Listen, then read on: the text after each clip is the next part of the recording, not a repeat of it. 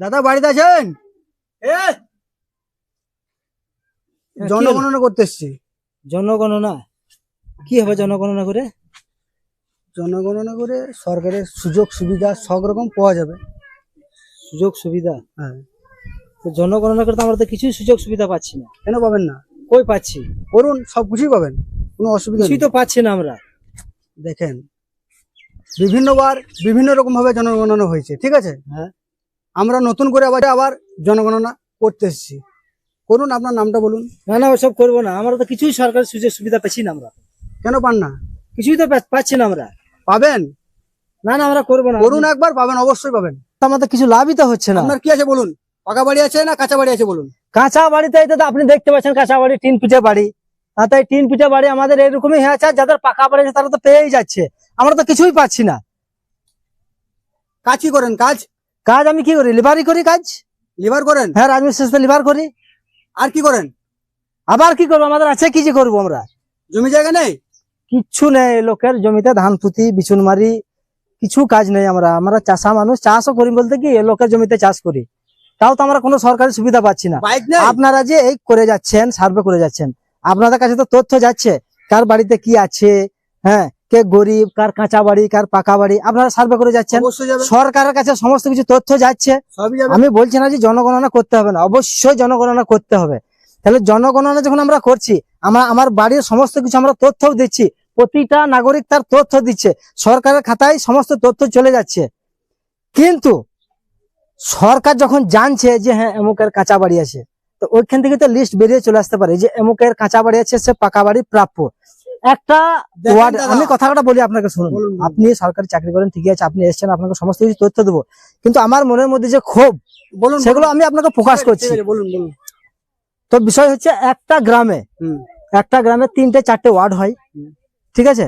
ওই ওয়ার্ডের মধ্যে যদি 1200 ভোটার হয়, তাহলে সেই ওয়ার্ডটা ভাগ হয়ে যায়, ঠিক আছে? এটা ঠিক। হ্যাঁ, একটা ওয়ার্ডে যদি 1200 ভোটার হয়, সেই ওয়ার্ডটা ভাগ হয়ে যায়। তাহলে একটা ওয়ার্ডে বোঝা যাচ্ছে 500, 600, 700, 800, 900, 1000, 1100 অব্দি ভোটার থাকতে পাবে।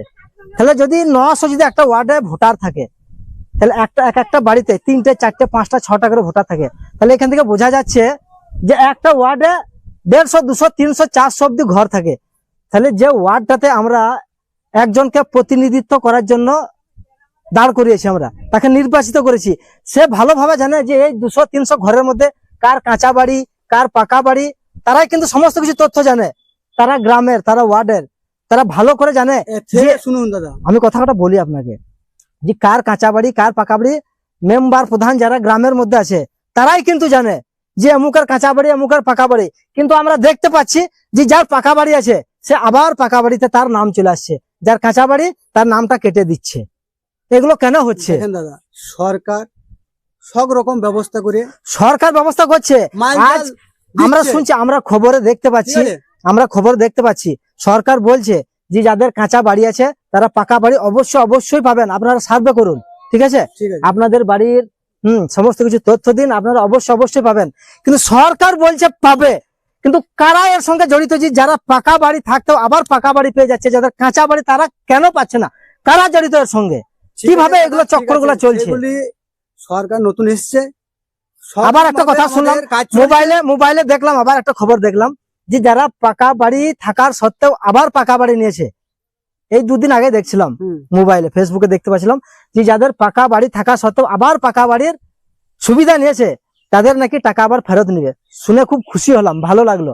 কিন্তু আমার একটাই কথা, যারা প্রাপ্য, যাদের কাঁচা বাড়ি, তাদেরকে কিন্তু আগে দেওয়া দরকার, তাদের সার্ভে গুলো আগে হওয়া দরকার।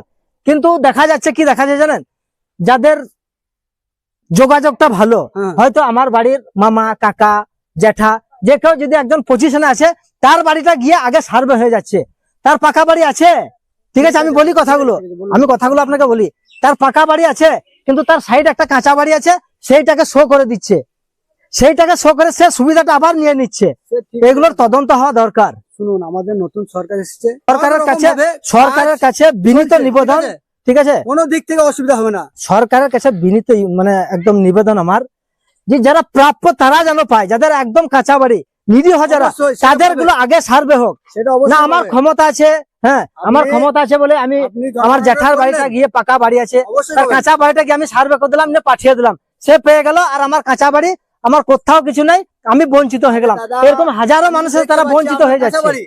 সবকিছু ঠিক আছে, আমাদের সরকার সব রকম ভাবে কাজ করছে, কারোর যেন অসুবিধা না হয় সেই জন্য প্রচুর চেষ্টা করছে। সেটা ঠিকই আছে, সার্ভে করুন, অবশ্যই সার্ভে করতে হবে। তো ঠিক আছে। সরকারের কাছে আমার শেষবার আবারও বিনীত নিবেদন, যে যাদের কাঁচা বাড়ি তাদেরকে যেন আগে সুবিধাগুলো দেওয়া হয়। অবশ্যই। তো লিখুন। বলুন আপনার নামটা বলুন।